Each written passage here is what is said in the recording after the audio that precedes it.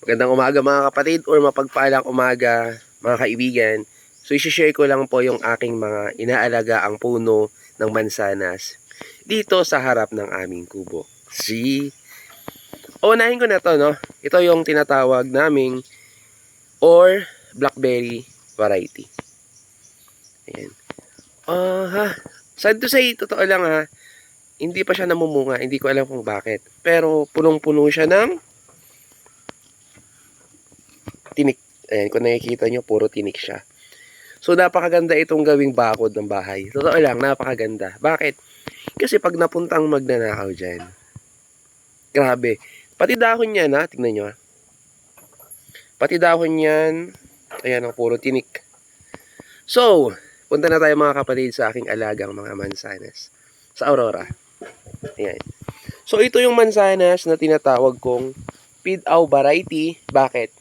Kasi pinangalan ko mga kapatid sa pinagkunan namin si Lola at Lola, kaya naging Pidaw. So ayan, ayan yung kanyang puno. Kung nakikita nyo, napaka-healthy niya. Gaano ba siya kalaki?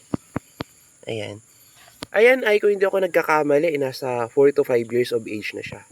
Kaso dahil napabayaan, ngayon lang talaga siya nailagay no, sa lupa. Kasi nakita namin yan nakalagay lang sa paso, so hiningi namin, din pumayag naman yung mga matatanda. Kaya minarkot ko siya, actually madami na yan eh. Dalawa lang yan before, pero minarkot ko siya, dumami na. So ito yung pinaka main tree niya sa ngayon. Yan. Kung nakikita nyo, napaka ganda niya.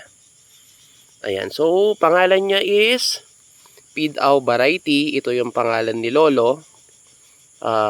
P-E-D-A-U. Ayan, A-U is pangalan ni Lola. So dahil gusto kong paramihin talaga siya, ang ginagawa natin is via marketing technique. Marketing technique? Anong marketing technique na to? Ito yung sinusugatan mo yung puno, tinatanggal mo yung kanyang skin, no? Tapos nilalagyan mo siya ng coco peat or anong klaseng lupa. Then lalagyan mo siya ng plastic para ma-hold yung lupa. No, sa ganung paraan mga kapatid, mapapanatili mo yung edad nung pagkukunong puno, no mother tree na pagkukunan mo. So hindi siya magkakaroon ng delay dun sa pagbunga. Kung magkakaroon man yan, mga taon lang, 1-2 years lang yung delay. Pero pag ang pinagkunan mo ay yung punong namumunga na, most likely yan mamumunga na pag naka-recover at napaugat mo ng maayos. Ayan. So, ano ba nilalagay ko? Hindi yan ordinaryong lupa ha. Ang nilalagay ko dyan ay yung tinatawag nilang coco peat. Yan, based sa aking experience, napakaganda yung pag-root, no? Nung marcot via coco peat. Ayan, so, 1, 2, 3. So, di ba? Ang ganda, tingnan nyo. Ayan, ang ganda. Ang ganda niya ngayon dahil umuulan. Yan, tingnan nyo mga kapatid. Hindi pa siya ganun kalaki ha. Pero, ina-expect ko yan mamumunga, no? Max of 2 years mamumunga na siya. Or mamumulaklak. Ang medyo komplikado lang dito is kung self-pollinating pa siya or not. Kasi pag self-pollinating, mabubuhay siyang mag-isa. Kahit walang mag-pollinate na bees or walang namumulaklak na ibang mansanas dito sa kanyang tabi. Okay, so yan po ay isang Fuji apple. If I'm not mistaken, no, Fuji apple siya. Then, ang isa namang isi-share ko mga kapatid ito. Ayan. So, kung napansin nyo, sa puno pa lang ha, magkaiba na siya. Ayan, balik natin. Ayan. Bakit sabi kong magkaiba? No? Sa sanga pa lang, sa dahon, sa kung paano siya dumadami, sumasanga, magkaiba. So, ito mga kapatid ay, if I'm not mistaken, ito yung tinatawag nilang cherry apple. Ayan, gaano rin ba siya kalaki? Ayan. So, kung pagbabasihan mo yung kanyang puno, yun mo ha, matanda na siya. Then of course, dahil nga gusto nating magpadami, magkaroon talaga ng apple farm, pag ipapahintulot ng Panginoon, pag i-bless tayo na makabili tayo ng magandang lupa, no, na pagtatamnan, gagawa tayo talaga or magtatanim tayo ng madaming mansanas dito sa probinsya ng Aurora.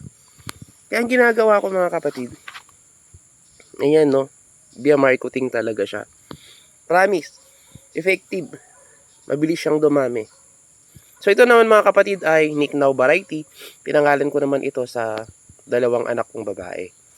Yan si Nick, tsaka si Now. Diba? So tingnan nyo grabe. Napaka lusog niya. Ayan, tingnan nyo dito sa kabila. Ayan, dalawa rin yan eh. Ayan. So tingnan nyo yung bongsa nga. O diba? Ang lusog ng dahon. Ganda. Then, ito pa, tingnan nyo. Ayan. Nilalagay ko na siya, doon sinasandal ko na siya kasi bumabagsak kasi siya. Ayan, So, ito yung mga ibang sanga.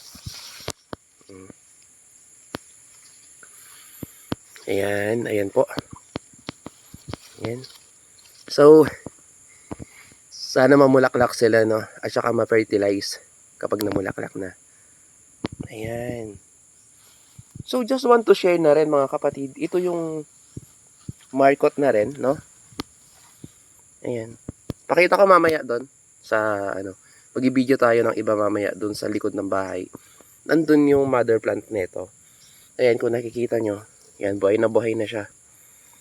Ayan. Yung ginawa ko dito, tignan nyo, nakalagay lang sa styro. Pero buhay na siya. Yung process na yan mga kapatid ay marketing lang din based doon sa pinakita ko. Ayan. Yan ay marketing. This is a marketing. So, method. And this is also a marketing. Ayan, tingnan nyo Diba? Pareho yan. Same sila doon. Dito. Na minarkot ko. Tsaka to. Ito naman mga kapatid, markot lang din. Ayan. If nakikita nyo, ayan, markot. Mansanas. Siguro, ako na yung sobrang saya, sa mga naghahalaman. Kapag nakita kong may mamulaklak lang sa kanila. May mamulaklak lang. Yan ito ulit. Yan. Tignan nyo mga kapatid, buhay na siya. Tapos, just to share na rin, ito yung isang mansanas, na rare dito sa Pinas. Kasi ito yung tinatawag nilang Golden Dorset, na nanggaling pa, yung variety mismo, sa Bahamas. But, may pinagkunan ako somewhere in Pampanga. Kaya ipakita ko sa inyo. Ayan. Ayan siya. Okay.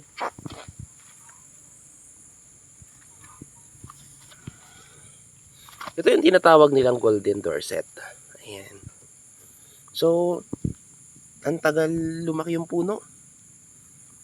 Okay, ito siya. Ayan. Golden Dorset. Tingnan nyo mga kapatid ha. Take note nyo. Iba yung kanyang dahon. Iba yung build ng kanyang trees. Ayan. Compare sa iba. Ayan. Yan ay Golden Dorset, From Bahamas. Originally came, from Bahamas. Pero ang pagpapadami kasi ng mansanas ay ito na-try ko tong Golden Dorset kasi mayroon na tayong graft. Ang ginamit natin rootstock is Fuji apple. Mayroon tayong graft yan na dalawa. So nabubuhay lang siya, totoo lang via grafting. Sa marketing medyo negative. I don't know sa seeds Pero so far nabubuhay lang ang Golden Dorset sa akin via grafting. So yun lang mga kapatid. God bless everyone. Sabi ko nga, I'm seeking for a change, yung mga maayos na content, hindi siya malaswa, hindi siya bulihan, hindi siya murahan. Kumbaga, gagawa tayo ng content na kahit bata, mga kapatid, kahit bata, pwedeng panoorin. So, God bless everyone.